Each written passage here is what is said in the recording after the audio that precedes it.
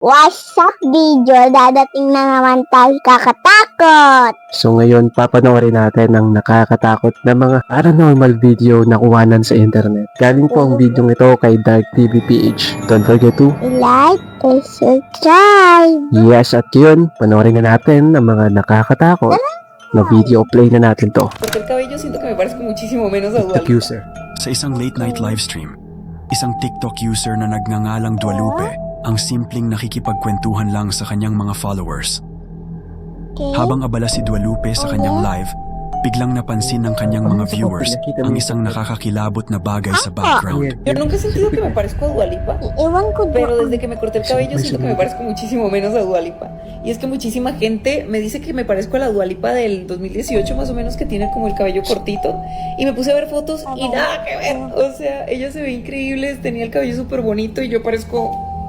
No sé, o sea, ¿qué opinan ustedes? Ano yan? Sa may gilid ng bintana, makikita ang mukha ng isang nilalang na tila nakasilip sa loob. Ilang segundo itong nanatili doon, na para bang pinagmamasdan siya.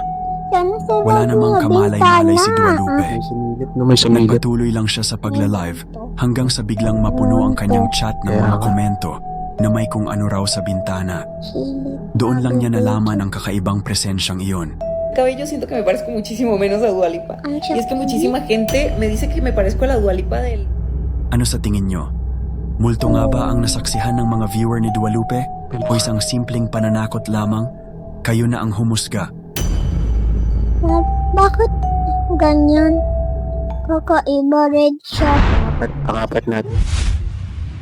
Alam ko yan ah. Sa video na ito, Sabihin siya si yan. TikTok user Creed ay nagha-hiking sa isang kakaibang trail. Sabihin Nang siya biglang may yan. nangyaring hindi niya inaasahan. Sanay na si Creed sa gubat at mga kalikasan. Diyan eh. Karaniwan na sa kanya ang mga tunog ng ibon, mga hayop, at kaluskos ng mga dahon. Ngunit sa pagkakataong ito, bigla na lang naging sobrang tahimik ang buong paligid. Walang kahit anong ingay, parang tumigil ang mundo. Lalong kinilabutan si Creed nang mapansin niya ang isang kuneho sa gitna ng daan. Anong iwan ko? Nakapirmi lang ito, parang estatwa. Ahas. Hindi ito Ahas? tumatakbo o Yeah. natatakot Bakit kahit lumapit pa siya. Iwan ko doon. Dahil sa kakaibang sitwasyon, nagsimula siyang mag-record ng video. Ayun na.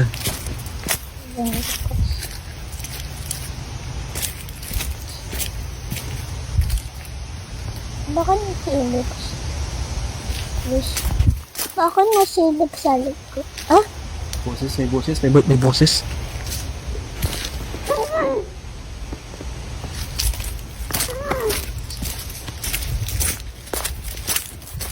Ibisan na oh. Ulo na. Magulo. Dito yung inkanto yun kasi wala siya doon ng tulog. Ay, I'm sorry. Batang bata. Umaga yun. Maaga. Paano naman yung gagabi? Maaga naman. Habang kinukunan niya ng video ang kuneho, bigla na lang may narinig na nakakakilabot na tinig. Mahina ngunit malinaw, tila tinig ng isang nilalang na hirap huminga. Kung pakikinggang mabuti, maririnig ang mga salitang, "Help me, please." Buka na. Ayon sa maraming viewers, posibleng ito ay isang skinwalker, isang nilalang sa mga alamat na kaya umanong gayahin ang anyo at boses ng mga tao at hayop. Maraming naniniwala na ito ang dahilan kung bakit nanahimik ang buong gubat at kakaiba ang naging kilos ng kuneho.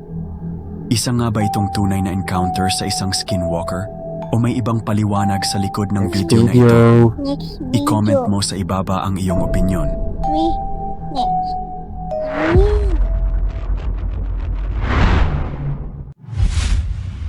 Grabe niya.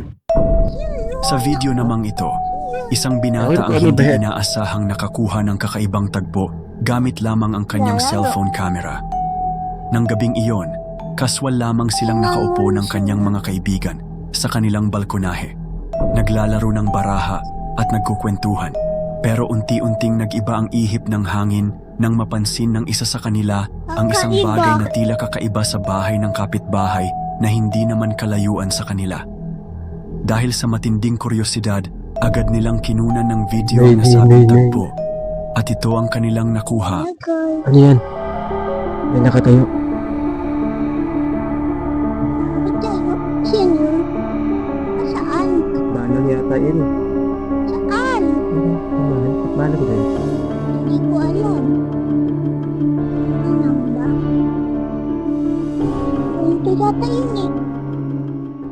Sumisilip. Makikita sa footage ang isang misteryosong mukha na sumisilip mula sa likod ng isang haligi ng bahay ng kapitbahay. Hindi tao Ngunit ang yan. nakakatindig balahibong tanong, paanong may mukha sa haliging hindi naman kalakihan at walang sinumang dapat na naroon? Maraming viewers ang nagsabing kakaiba ang kuha, Kaya, tila isang multo o nilalang na hindi kabilang sa ating mundo.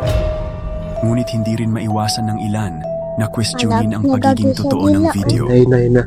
Upang sagutin ang mga duda, nag-upload ang may-ari ng video ng follow-up footage kinabukasan kung saan ipinakita niya ang lugar sa liwanag ng araw. Wala ni isang palatandaan ng kung anong kakaiba. Ayan. Ano sa tingin nyo? Baka naman Isa ba tao lang itong yun. tunay na multo? O isa lang itong ilusyon na aksidenteng na-capture ng camera? Ano? I-comment nyo sa ibaba ang inyong mga opinyon.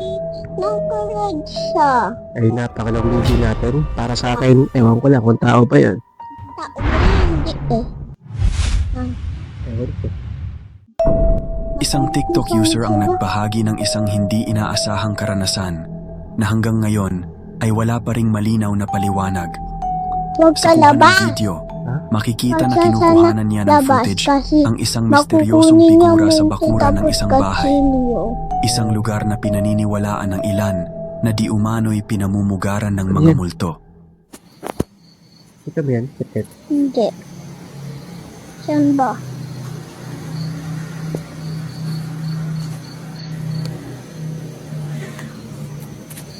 Ilan eh? May ano. May ilaw. Kaya,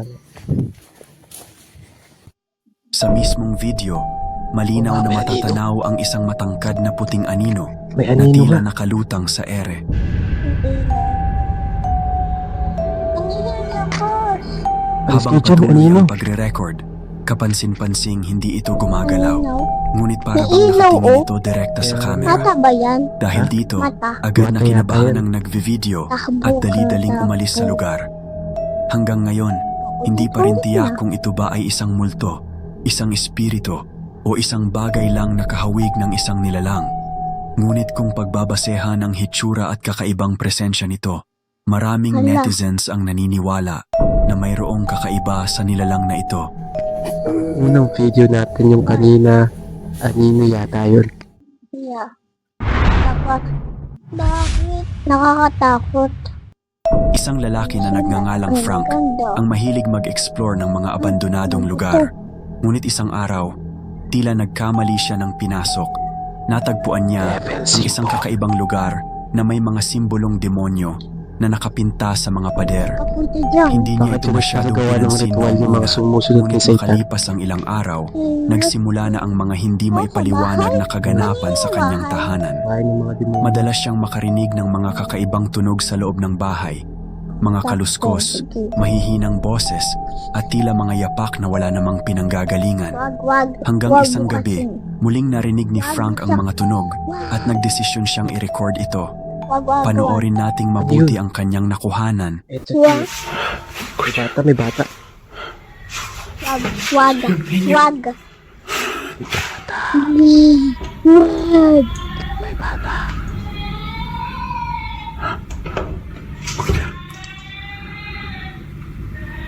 Wala. Diba dati sa school?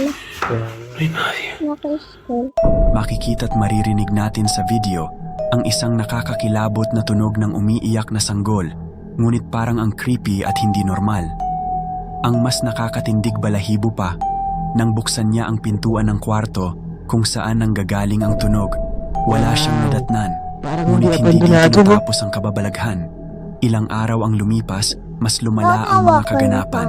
Habang mag-isa siya sa bahay, narinig niya ang mga tunog na nagmumula sa kanilang Baka yung banyo. galing sa demonyo na Empiezo a grabar porque estoy escuchando sonidos desde el baño muy raro y estoy solo en casa.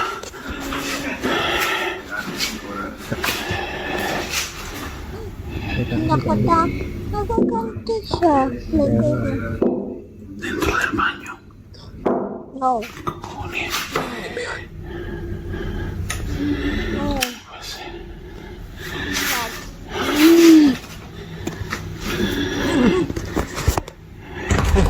Pues sí. Ano ko, may tao. Ayun na. Oh, wala. Oh, naliligo. Bakit ganyan? Kaya nga, ano. Coño.